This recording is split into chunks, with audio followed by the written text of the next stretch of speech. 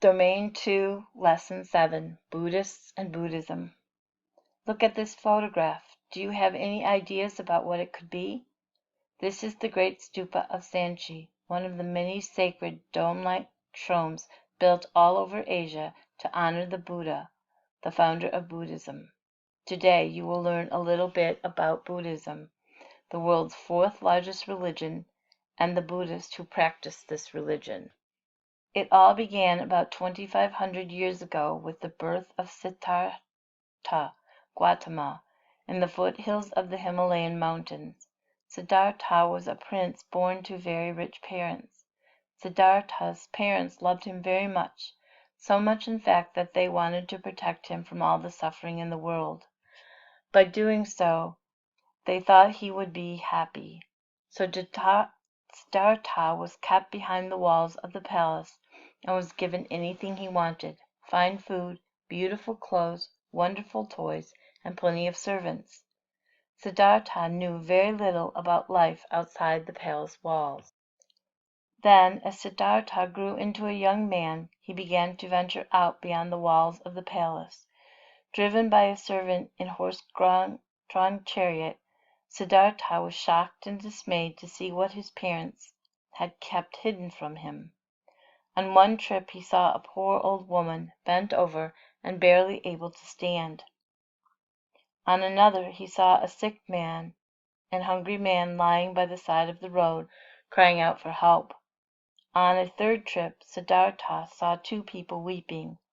All around him people were suffering.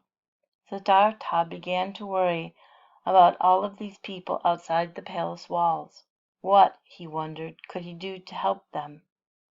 Seeing all of the suffering, Siddhartha could no longer be happy with his comfortable life, and so he made the decision to leave his riches behind.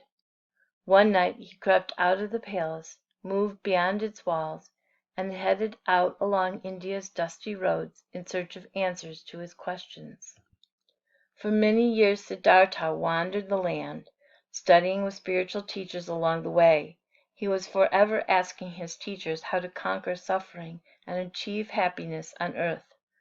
None of their answers seemed to satisfy him. One night, stopping to rest beneath a fig tree, Siddhartha crossed his legs and vowed he would not move until he had the answers to his questions.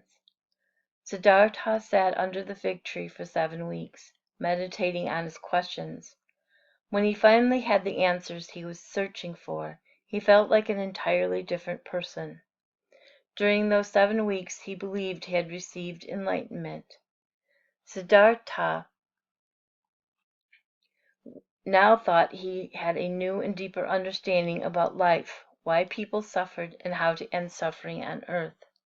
Siddhartha became known as the Buddha, meaning the one who is awake, or the enlightened one. What do you suppose Siddhartha, the Buddha, learned during those 7 weeks? The Buddha learned several lessons, and his lessons became known as the Four Noble Truths. These 4 truths are: all people experience suffering and unhappiness. Suffering and unhappiness come from greed or desiring too many worldly things. Suffering and unhappiness end when unrealistic desires end. People can end suffering and unhappiness by following a few basic rules. The Buddha's rules may sound familiar to you. They include rules like: be kind to others, do not tell lies or cheat or steal, do not be selfish, do not harm people or animals, train your mind to think clearly. The Buddha lived a long life traveling through India, teaching others about the Four Noble Truths and his rules for life. He had many followers in his lifetime, and Buddhism spread to many lands after his death. One person who is credited with helping the spread of Buddhism is a powerful ruler named Ashoka.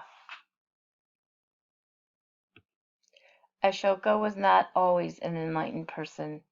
Rather, he was a warrior king who led many soldiers into battle, wounding and killing thousands of people as he expanded his great empire.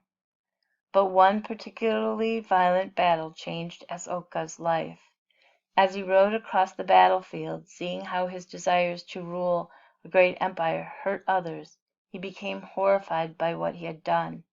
Asoka decided that day to change his life and study the teachings of Buddha. From then on, instead of sending men into battle, he became non-violent and sent trained teachers throughout Asia to spread the teachings of Buddhism. Often traveling in great caravans, Ashoka's trained teachers did much more than preach and teach. In India and far beyond they carried food and medicine to help people in need. Ashoka also ordered his teachers to build hospitals for people and animals, dig wells and irrigation ditches, plant shade trees by the road to comfort weary travelers, and to build roads to ease traveling from place to place. Ashoka made sure that the Buddha's message of peace and kindness were carved on big rocks and stone monuments all over India. Although he allowed his people to practice Hinduism and other religions, he wanted everyone to be enlightened by the teachings of Buddha. Stupas, like the one you saw at the beginning of the read aloud, already existed, but Ashoka built many more stupas to hold relics of the Buddha. Today, Buddhists travel from all over the world to worship at these sacred shrines.